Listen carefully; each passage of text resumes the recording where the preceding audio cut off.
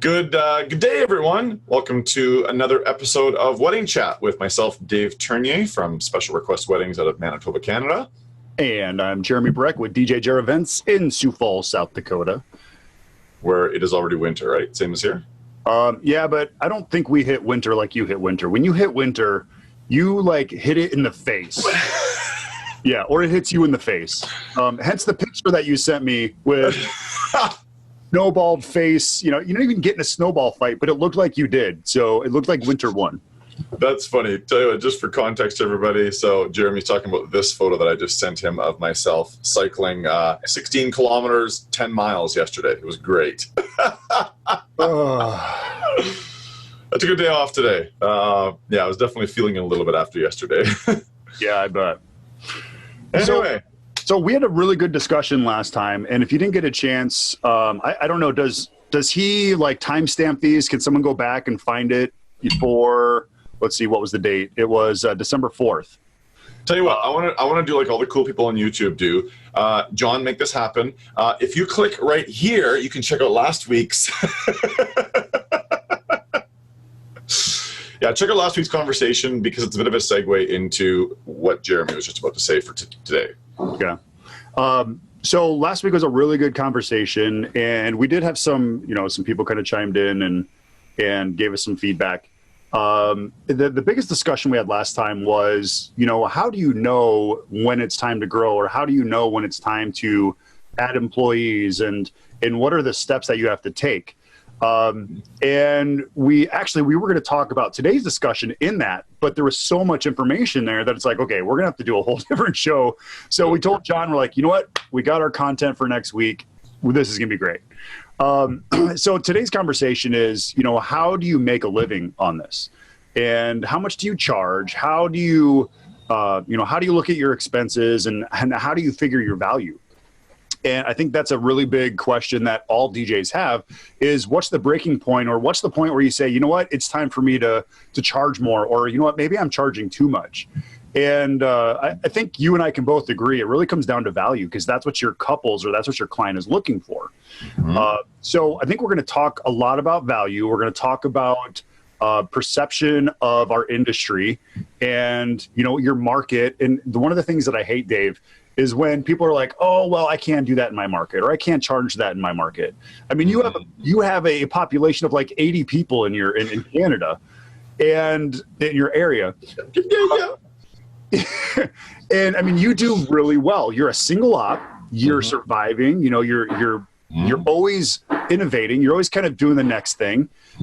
So I think that's going to be one of our big discussions here is, again, when did you know that you're going to quit your job and just focus on this, which I think we discussed a little bit last time, but how do you make a living? Yeah. And I also want us to touch on, hopefully before today is done, and this might sound like a negative thing to talk about, but I also want us to touch on, before we're done, the very idea that not every actor is going to be a Tom Cruise. Not every DJ is going to make a full-fledged income out of this. Right. I mean, when it comes to the performance world, some comedians go on and have a full-time career, but many don't. I was going to say most. That's not entirely true, I don't think. Yeah. So I also want us to touch on that, because I don't want anybody watching this to perceive this as Dave and Jared blowing smoke and saying anybody can do anything. I come to realize that's really not true, especially in the performing arts. I mean, what we do is so performance-based, and I think, when we talk about value, I think we're probably going to tie that a little bit to value as a performer as well, and that's a super uncomfortable topic because everybody's number one. Yeah. But anyway, so our hope is to touch on that topic as well before we wrap up. And, I think kind of the progression, progression of this video. So if you're like, man, I don't need to know that, and I don't need to know that, but I want to know about this. I think here's what we're going to kind of put on the agenda. So the first section, we're going to talk about some of the processes or some of the things that you should be doing to add value to your business. Some of the things that you should know to make sure that your business is successful. And I'm talking like bookkeeping. I'm talking, some of these processes. The fun stuff. What's that? The fun stuff. Sorry. Yeah, exactly. And then we're going to talk about, how do you rate your value and what is that worth? So we are going to get to price, but that is going to be the cherry on top at the end here. And again, I mean, you can't just raise your rate and say, this is how much I'm going to charge. You have to understand your market. You have to understand a lot of processes to be successful in this. You can't just roll the dice and hope it happens. Yeah, you have to understand your value relative to everything else that's out there too. Yeah. If you're more valuable, you can charge more. If you're less valuable, you can't charge as much. If you offer the same value, guess what? You get to fit in that big, thick part of the curve where everybody else. Yeah, you get to live in that bell. So let's talk about this. How do you figure out the processes or how do you create value in your business? So I think as us both being business owners, I think one of the biggest things that we've realized is you have to invest first in yourself before you invest in, top of the line speakers, and I'm not saying speakers and lighting is not important. I'm not saying music's not important, but if you're not investing in yourself, you're not going to do anything. Or I should say, you're going to be stagnant. You're going to be stuck in this one position. You're not going to be able to progress the direction that you need to be able to charge more. So let's just talk about, some of the things that you and I have done for personal growth. So why don't you go ahead and get started, and then we can actually talk about how we met during a personal growth experience, and became this amazing friendship that we have. So go ahead, and I'll let you start. Jeremy and I grew together in part. It's true. Yeah. I mean, the first point of development, as I think has been mentioned before, was certainly in some performance workshops, which, are to this day the most uncomfortable thing I've ever been a part of. And every time I set foot in that environment again, that discomfort remains. And, if any of the workshop hosts that through which I've attended workshops are watching this, don't cringe, keep up the great work. They're some of the most uncomfortable environments in the world, but through that uncomfort is where, where coming out the other side, I've experienced the most personal growth, because it's allowed me to bring a value proposition to my market that nobody else can even fathom. I mean, I'm sure, Jeremy, you've had people too say, yeah, I'm a DJ, Jeremy. Why can't I get what you get? Well, because you really can't fathom the impact these types of experiences have on you until you've been through them. And so those workshops, those personal growth, be it Marbecca or whatever the case might be, have led to me being able to bring a unique level of service, a value proposition, value prop, that, I just before we started here today, I got off the phone with a girl who has heard about me through some reputation, lived nowhere close to me, but she wants to have a conversation. Well, look, she would have just hired the DJ that's closest to where she lives 4 hours away, unless she had heard about something unique about this Dave Ternier and what he does. And the thing that you're talking about when you're talking about this very uncomfortable position was you're going to a workshop to make yourself grow. And if you just want to hear yes, yes, yes, and great job, you're doing fantastic, these are not the best option for you. Right. And if you're stuck in that situation, then you're not going to grow. You are not going to be able to raise your rates. You're not going to be able to give your client more because you're stuck in your mindset. Right. And you're not progressing, which means your market's not progressing, which means your price is not progressing. So I'm glad that you talk about a very uncomfortable situation, because those are the things that make us grow. They are. And let me, for those who think that's too vague, let me, I guess, give an example of what I mean, or let me give something that maybe helps you understand. Anybody that goes to the gym knows that they only get stronger, by pushing themselves past a breaking point quite often. Mm-hmm. When you're lifting weights or whatever, all of that heavy exercise is actually, microscopically tearing apart the muscles inside your arm, so that in the following few days, they get to grow stronger than they were before. Going to these workshops is very similar. You're going to have the layers peeled back, which might sound counterintuitive, but much like working out does and muscle growth, you peel back those layers, you tweak, you change, and then they grow back together, and you come out this better, stronger, more incredible version of you. I think that's a fair, that's a perfect analogy. Yeah, perfect. Yeah. So it's not fun.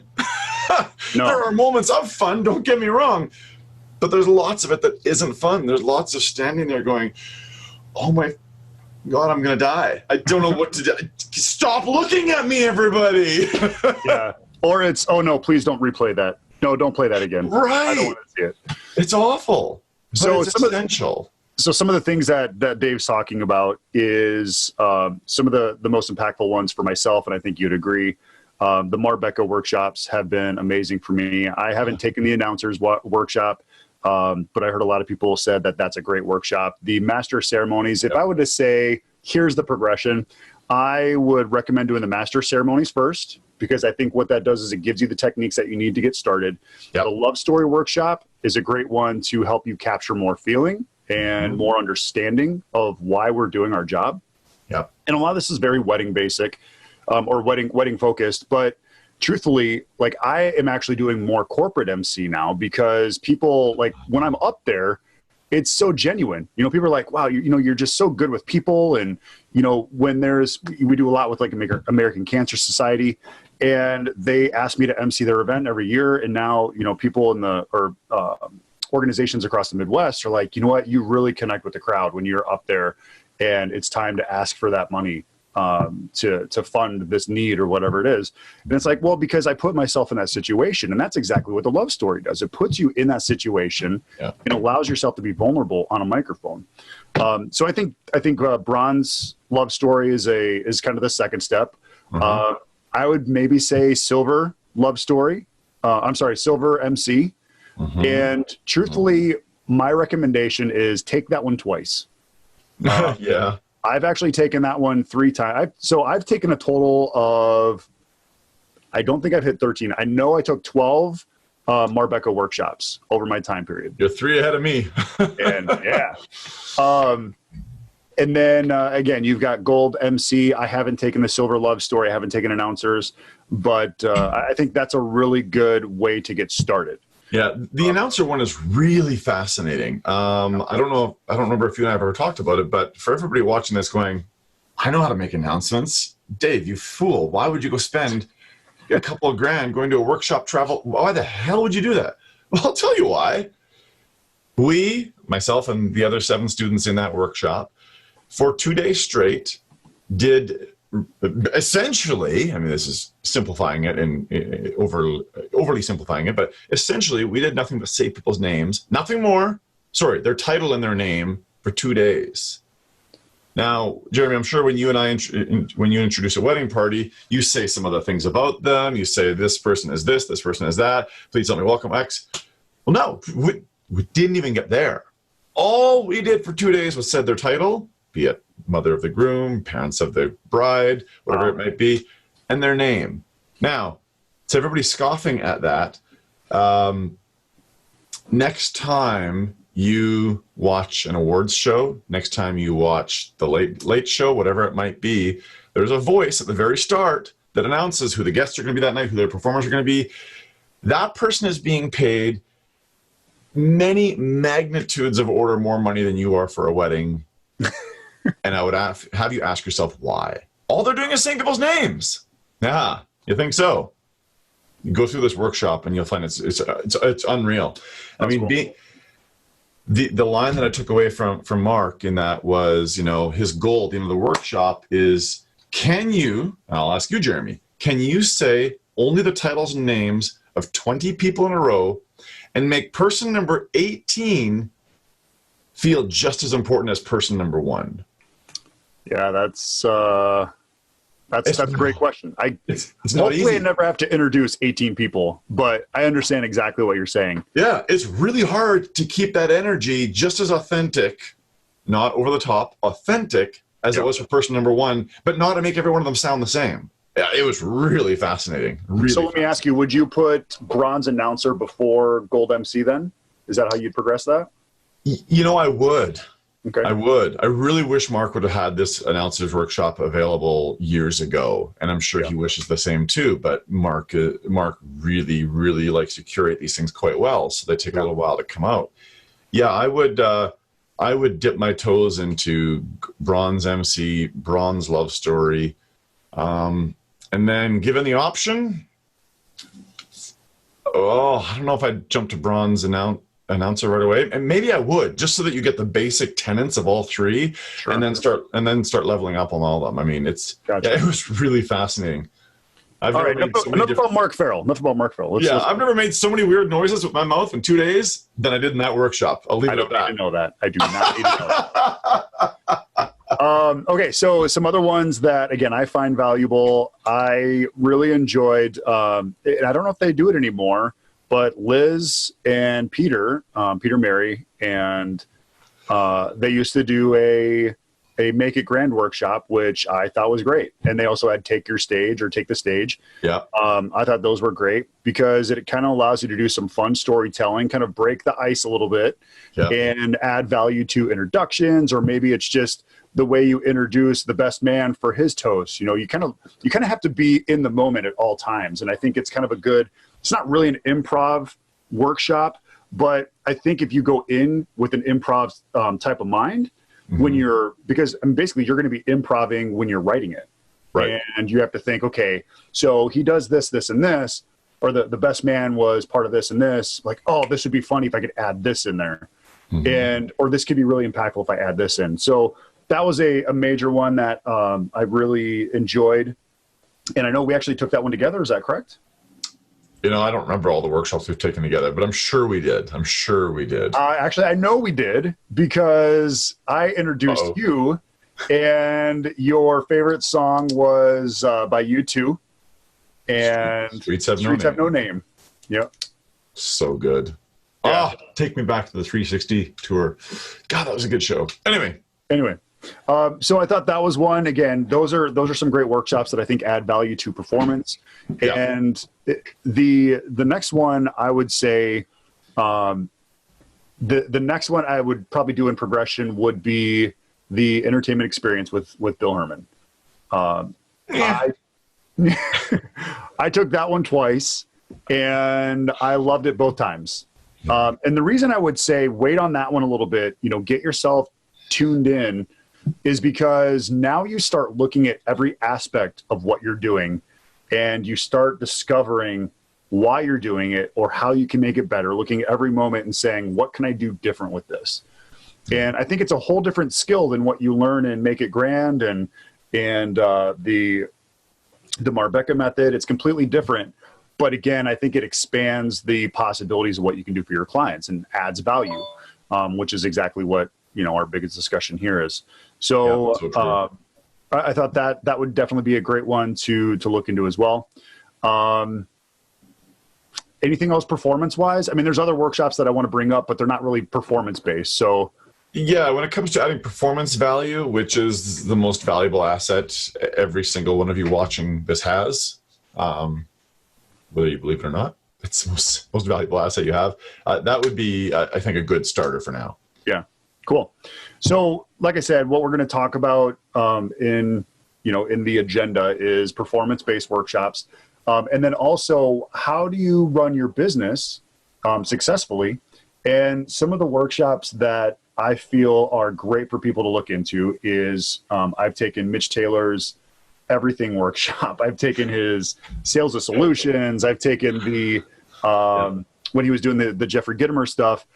I took workshop after workshop with him. So Mitch is very sales focused. Yep. And obviously, if you can't make sales, you're not going to be in business. So, and people are like, oh, I can sell a wedding. You can sell a wedding right now, but if you have to charge double your rate, can you still sell that wedding? Right. And again, that's why we're leaving. This is how much you should be charging to make a living. That's why we're leaving that towards last, because you have to be able to sell yourself. If you can sell yourself for $800, fantastic. Stay part-time. Yeah. But if you can start selling yourself for $1,600, $3,200, whatever it is, now you can make that living. And that's right.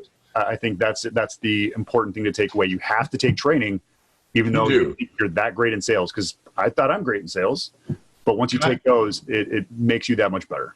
Yeah, very true. And can I just underscore one thing? I don't want people to get out of order on this. Don't go take sales training if you haven't done the value personal development yet. Yes. Right? I mean, there's a bit of a pet peeve of mine, but if you ask most DJs what they need to focus on most of them will tell you sales training. Yeah. Jeremy, what's your take? Your biggest sales pitch is your performance. There we go. There we go. Every weekend, you're performing in front of 100, 200, 300, 400 people. Yep. Most of the selling should be accomplished there. Exactly. And that's kind of the fun thing. I love getting phone calls the next week or, a week or two later. And they're like, oh, we were just at a wedding that you did, and we'd really like to book you for our wedding. I'm like, great. Do you guys have time to sit down? They're like, no, but if you can just send us the contract. I'm like, okay. And I don't have to have the sales pitch. And that's, to me, that's the best sales pitch ever. Like I said, is what you're doing on the microphone, what you're doing to engage people. And if you're not doing that, then you're missing out on sales opportunities without having to do a sales consultation. So, and I will be talking about some of this topic at the Dish Talking News DJ convention in February as well. I will be touching on some of this in my presentation there because this is so critical, so critical. Yeah. The thing that drives me nuts is when DJs have on their website, or they'll have something that says, you want a free sales consultation. You didn't win a free sales consultation. You are basically trying to sell yourself. They didn't win anything. You won if you actually get to sit down with that person and have that consultation as a DJ. That's basically like screaming to a potential client, hey, I have a sales funnel and you're now in it, and I hope you have a fun ride because I'm going to make you book me. It's like, oh, and I'll sit down with you at no cost. I guarantee every single DJ is they're not going to say, well, my consultation fee is $200, and then we'll see if you qualify for me to do your wedding. Come on. That's ridiculous. Right. Okay. So add value, build value, create value. Yep. In yourself. Yep. And how do you price that? Well, hold on. There's more. Because there is a marketing aspect. You do have to put your face on your business. You as a single op, it's basically that. But as a multi-op, our strength is our weakest link. And we have to go out there and perform every single time. Mm-hmm. As a business owner, I have to be able to count on my team and my staff and everybody who's behind the scenes. Mm-hmm. And having good marketing or having a good way for people to get in touch with you is important, whether that's your website, whether that's your Facebook page, whatever it is. You have to be relevant. If you're not relevant and people see you at a wedding and now they go to search for you and they can't find you anywhere, then you're going to lose that sale as well. So, get yourself whether it's a marketing company to, help you build your website, or, again, make it match who you are. There's DJs in our market, and I mean, they're great. Don't get me wrong. I shouldn't say any of that because I'm not bad mouthing them by any means. Their perception, or people's perception of them, is they're the ones who are going to be, break dancing, and they're the ones who are going to be, out on the dance floor and jumping around with the crowd and, very mitzvah style entertainment. And though their website, their social media, it matches who they are. It matches their profile. Yeah. And that's exactly what it should do. Ours, we try to show, a high-end performance. We try to show a good variety of our entertainers. So it's not just myself, it's everybody. Right. And so, again, we had to put a lot of time and a lot of effort in figuring out what does that look like, because that's what our company looks like. So make sure you understand, your direction and attention to detail. And then the last thing I would do is, kind of set goals for yourself. And have we talked about Traction, the EOS Worldwide at all? The book? The book, the process, everything. Okay. I am completely unfamiliar with it, except by knowing the title. Okay, so I think this is a great topic in the future. We should have Glenn on. Glenn's actually been kind of my coach for this whole process. We have worked through kind of the beginning steps, but there's so much to this process. Okay. And I want to keep digging into it. So I think having him on and kind of telling people exactly what this is and getting him involved in that, I think is going to be very valuable for you and me as well for all of our viewers. So I would definitely want to touch base with that. And really the first steps of EOS is it's basically figuring out your goals, setting your goals for the quarter, your year, your 2-year, your 10-year. Okay. And by doing that, what it's done for our company is now we're basically listing all of our processes, everything that we want to accomplish, and then we're putting everybody's name by it. So you're accountable for this, you're accountable for that. And it's a way to make sure that we're going in the direction so we can hit our quarterly goals, we can hit our yearly, our 2-year, and our 10. So that's something that I think people really should look into, especially if you're looking at going full time. If your full-time goal in 2 years, or if your goal in 2 years is to be full time, put that on there. What does that look like? How do you get to that process? And how do you achieve that? So again, I think there's a lot of value for people to get out of that as well, to help structure and create your business successfully. Find a person that will hold you accountable and make sure that it's feasible. So now, how much do you charge? $5. $5. $500. So here's something that this is how we kind of structured. What we did was we looked at our market, and I didn't assume how much people were charging.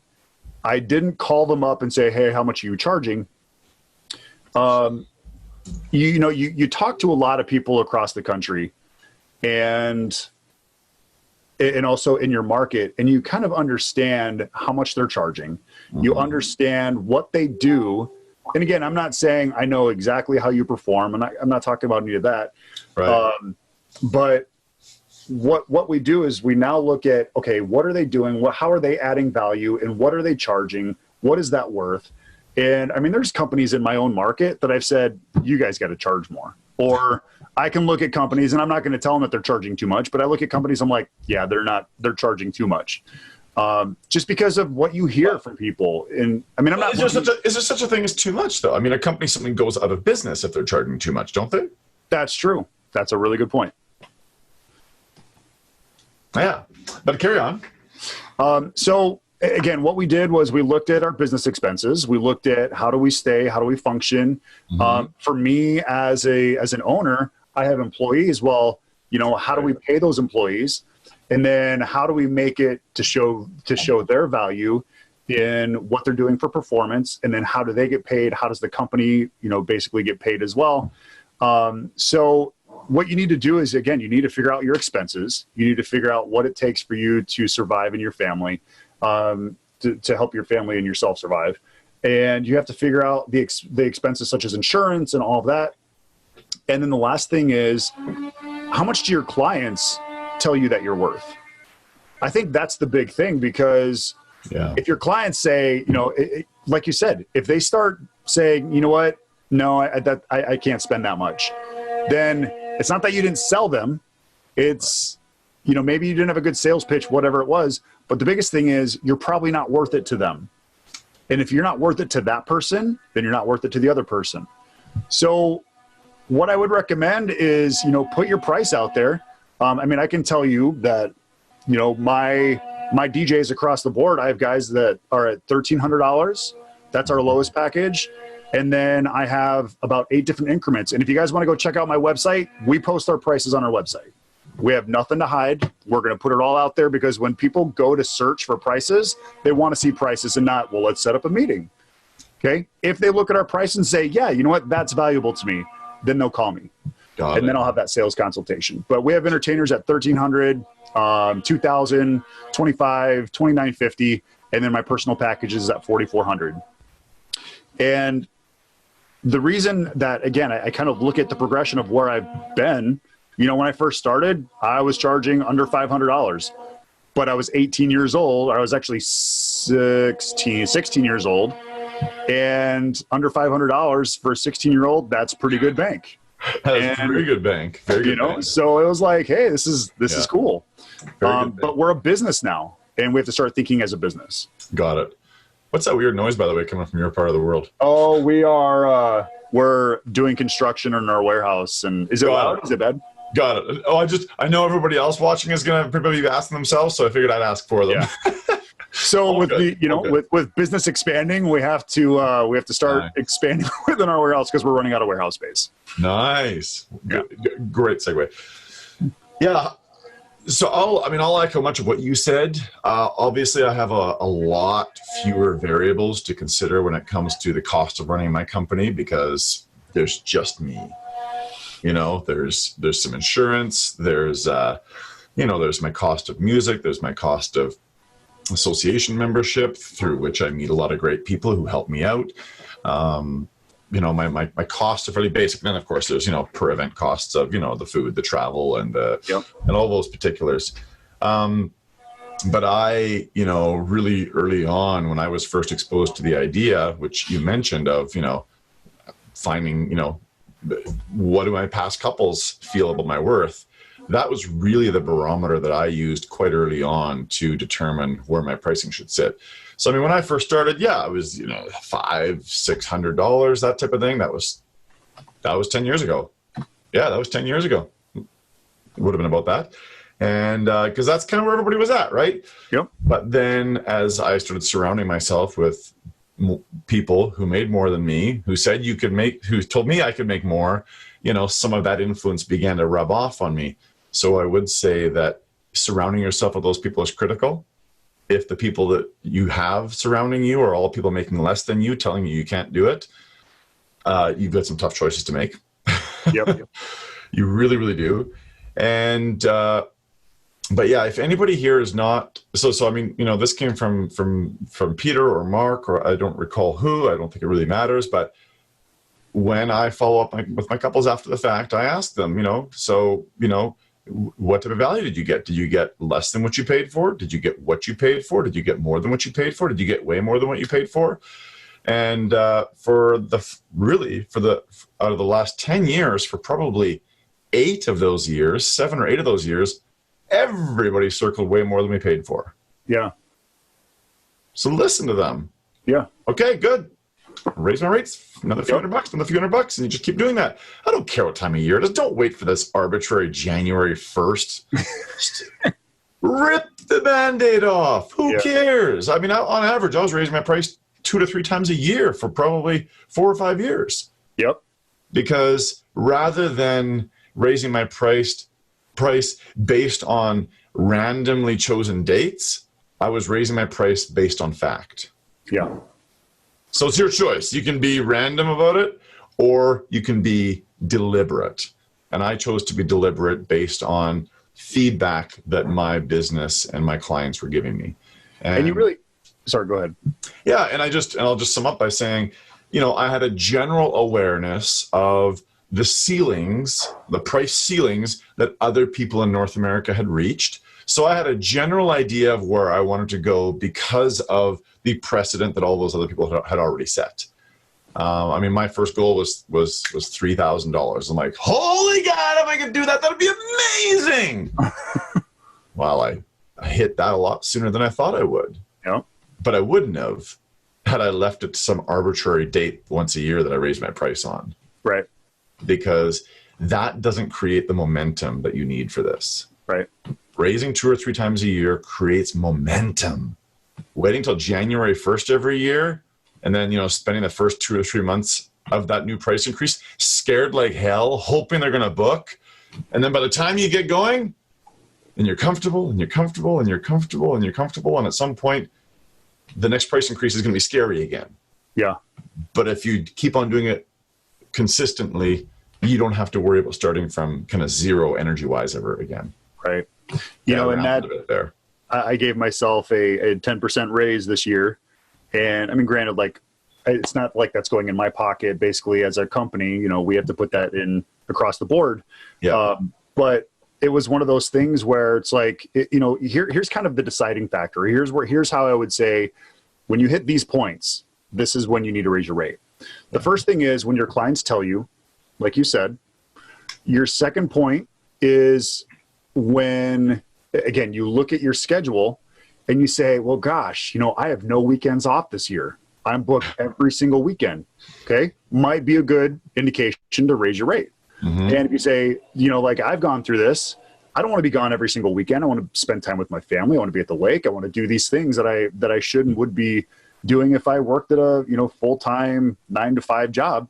I want to have some weekends off. I'm going to book weekends off for my personal self. And, when you say, well, when I hit 20 weddings this year, I want to do a max of 30. When you hit 20, then raise your rate. Give yourself a 10, 20% raise, whatever it is. And then when you book that 30, give yourself another 10, 20% raise. And just keep moving up until you say, you know what, now I'm comfortable. I'm doing less weddings, but I'm making more. And that's the powerful thing. And that has been one of the best things that I've done as a father, as a husband, and as a business owner, is I'm not burning myself out. I even do that with my guys. I say, how many weddings do you want to do? And if they say, I want to do 20, I want to do 40, whatever it is, I will do my best to get them as many as I can, because that's their goal that they set. And it's going to help my company progress, and we're going to be successful. So that hopefully that kind of answers questions for people. I think this was a fun discussion, because it's always that like fun. It's that one where you're like, I don't really want to talk about this, because people are always afraid to talk about price. Yeah, very true.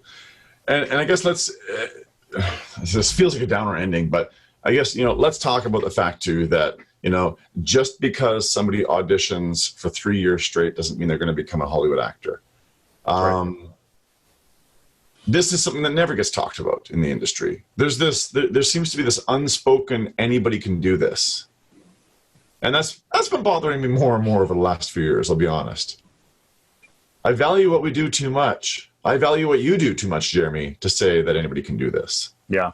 I mean, I don't have the personality traits and the intelligence to go and be a rocket scientist. Yeah. I'm okay with that. I never got drafted in the NFL, so we're both right. Right. I don't have the fortitude, the mental stamina to be a police officer like my wife is. No. And I'm okay with that. I guess I'd like, if some of the things that Jeremy and I spoke about end up telling you, because now we're asking you to run your business based on fact, not arbitrary things that you make up in your head. If some of these facts end up indicating some realities to you that might say otherwise, be okay with that. There's this stigma around, oh, I failed. Oh, I hate being told I suck. Tell me I suck. If I suck at something, Jeremy, you're going to be the first to tell me, right? Absolutely, I will be. I mean, I am currently looking at just a new project separate from the special events world that I hope might work. But God, if part of it sucks, I really hope somebody tells me, and early on. Yeah. I don't want to waste 5 years of my life trying to build this thing, only to discover on my own after the fact that it sucked. It failed before you started. Right. So I want people to be okay with that. I'm okay with it. The thing I want to leave people with is from today's show, if you say, I want to know what it takes, I want to have a one-on-one conversation, my email, feel free to reach out to me on my email, Jeremy, Jeremy @djjer.com. Email me and put the topic or the title, wanting DJ business help, whatever it is. Guy gets so much email, but put something in there so it's not just like, it doesn't just say reaching out or catching up. I get too much junk. And I want to be able to be I don't want to say a mentor, but I want to be able to help people, because I had people who helped me. And if it wasn't for those people, I would still be working full-time during the week and having this as my hobby. Yeah. And again, this was the best thing I ever did, is running my business and giving others jobs in my market. So right. And just be aware, the offer, of course, is the same with me. Please reach out, Dave@specialrequestweddings.com. If you want to find out if this is something that you're able to next level on, I'm not going to tell you if you can or you can't. But my hope is just to orientate you toward the information that will tell you. The information is probably there to tell you. Yeah. I'm just going to maybe help you see it, regardless of what it says. Let us answer some questions for you. Yeah, exactly. We're not going to write your business plan. Gosh, no. Well, Dave, this has been great. Fun. Again, reach out to both of us, and we wish you the success going into 2020. I think this is our last show before the end of the year. So Merry Christmas, Happy New Year. And this is Jeremy with DJ Jer in Sioux Falls, South Dakota. Roll into the 20s. Dave? Yeah, my best to everybody. I hope 2019, accomplished a few new things for you. If it didn't, let's go into 2020 with renewed vigor to make those things happen. Happy holidays to absolutely everybody, regardless of what you're celebrating at home. Wish you and your family well, and we'll see you fresh and ready to go in the new year in 2020. Thanks so much, everyone. And we'll see you at the Disc Jockey News show in Vegas. February 24th to 27th. Cheers, everyone. See ya.